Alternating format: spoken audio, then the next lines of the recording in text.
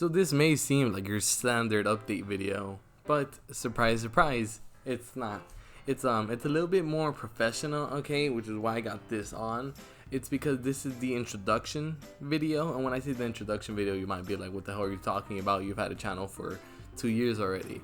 But I only have like 6 videos, so I'm still considered a rookie YouTuber in this channel. And because I'm considered a new YouTuber, I have all the time to make some slip-ups, before I really get ready to make that full press push to get to the top of YouTube where I belong.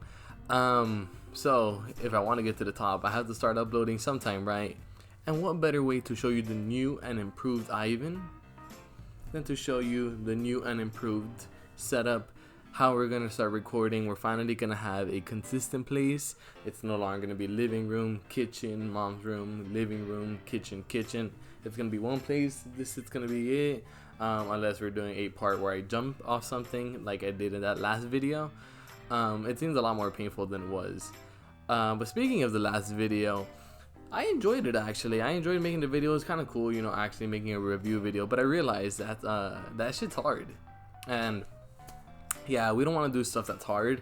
So we're probably still gonna do review videos, and we are gonna talk about retro video games in this channel, but maybe just not as detailed and as scripted as that last one. I think I just prefer to talk right here on the mic rather than script the entire thing and then voiceover commentary afterwards. So as the phrase goes, quantity over quality, and that's what we're doing with this channel. We're gonna try to do less of those review videos, which a lot more work, but we're still gonna try to do something that's hopefully is fun, but just requires less work, so I can actually do this whole YouTube thing and do it right. So hopefully you guys like my new setup. My video games are where they're supposed to be, behind me for this channel. I feel like that's what all the cool retro YouTubers do, so why not me, right?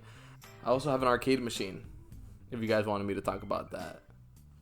No, I actually recorded this same concept video yesterday, but that was like a 40-minute long video, and I decided I really don't want to do 40-minute videos anymore because most people don't watch them. So we're gonna keep it chill, we're gonna keep it easy, and we're gonna keep it light on the detail. Long story short, it's an arcade machine. Why is it smaller than most arcade machines? Yes, I am sitting down, and it's right next to me. I can put my arm on it. I can use it as a little table for my drinks, even though I wouldn't want to, because that's why you have tables. No, but yeah, this thing's pretty cool. I got the arcade 1-up, the Street Fighter 2 edition. Why did I get this one? Well, because it was on sale. These things retail at $2.99, which is already pretty cheap, when you consider if you want to get a real arcade machine. They'll run you from $1,000 to $5,000, and they're not going to come out looking as nice as this because those machines came out in the 80s. So like I said, the Street Fighter 2 one was on sale, and that's why I decided to get it. $300 isn't bad for them. I do think that they are worth $300, but I love being cheap, so I'm never gonna pay the full retail price. These things always go on sale for 50 bucks off. Sometimes, if you're lucky, even 100 off, which this one was, which is why I got it. It was also a birthday present. So yeah, it's a pretty cool arcade machine. And what's cool about this company is that they actually get the rights to remake the games, so they can use the actual art that you would see in the 80s. So these machines look brand new because they are brand new, and they look just like they would, they still have that authentic look. So like I said, they're short, they're 4 feet. I know that it comes with a riser you could get, it adds about a foot. I would have gotten it by now, but it's $50, which I think is ridiculous. I think it's a lot of money for the fact that it's, wood and shit, but sometimes they have their own custom design, so I guess that's kind of cool. But yeah, if you want to get the riser, pay the 50 bucks, you have the money, go for it. You could also just add your own stools and everything. I am probably gonna get the riser once I get the money, a job maybe. But for now, I'm just using it sitting down, which is actually pretty fun. That's how I've been playing this entire time, and I played on this chair. It works, it's fine. For 2 people, you could just put 2 chairs right next to each other, and yeah, even though it's small, it's big enough to the point where 2 people could play comfortably. I know that there is an arcade 1-up that has 3 joysticks, and I wouldn't recommend that one just because of how small it is. Now, all these machines, some of them have like 2 to 5 games, even though some of the machines have 2 games, but they're just basically the same game, one in black and white and one in color. I'm talking to you, Space Invaders. I'll show you the games as I'm talking about this part, but real quick, just to get any arcade questions out the way. How does it compare to actual arcade machines? Well, I didn't really play that many arcade machines when I was younger, you know, considering the fact that when I was younger, the N64 was already a thing, and so was like the Xbox. I wasn't an 80s kid, I wasn't a 70s kid, I wasn't a 90s kid. So I didn't have any arcade machines, you know, when I was younger. So I don't really know that much about arcade machines. I have been to some arcades. Yeah, and I've played them there before, and they feel just as good. The buttons click and the joysticks click. It feels good. The only thing I will say is that the bar top, well, the little black things, they do sometimes come off after playing it for a really long time, and you just have to screw it. But if that becomes that much of a problem, you could just get like the bat top ones on Amazon for like $11, and then you just screw those, and then you put the other ones in. It's really not that hard. But I haven't had too much of a problem with the balls yet, besides the fact that they sometimes unscrew. But you just tighten it every other time, you should be good.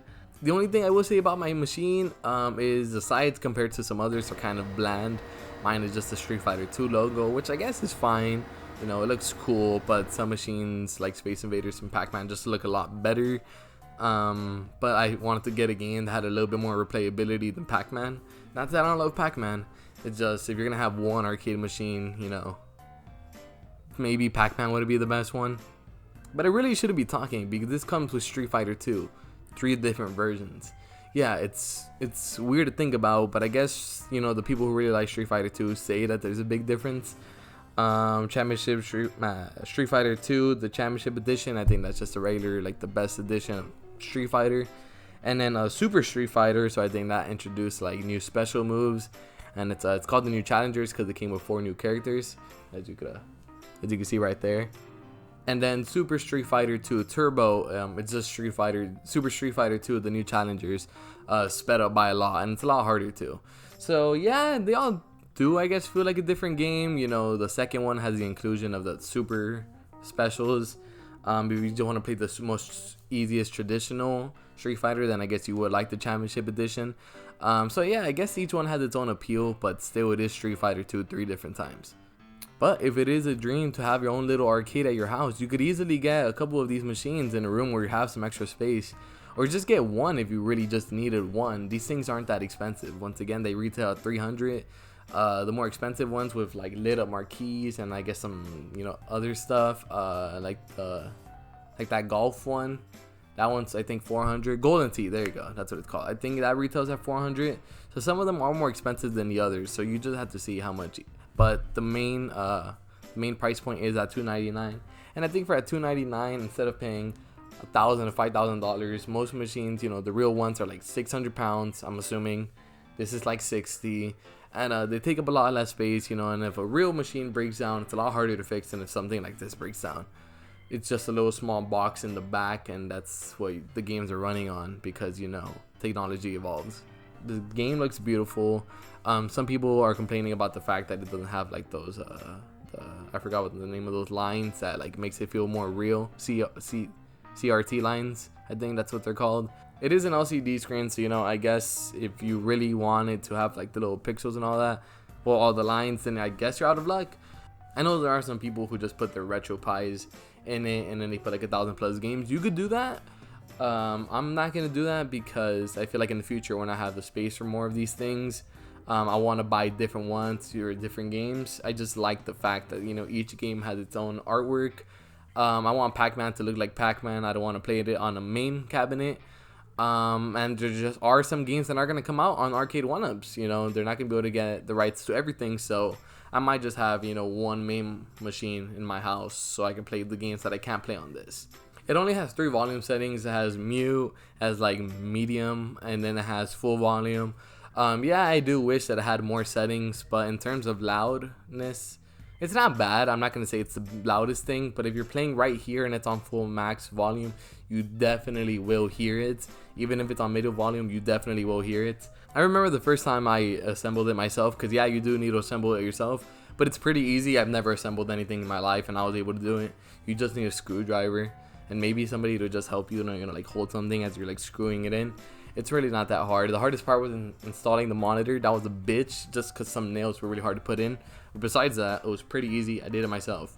But when I turn it on, I'm about to turn it on now. It's a flick. Look how long it's gonna take. This actually scared the shit out of me when I first built it, because I thought I built it wrong.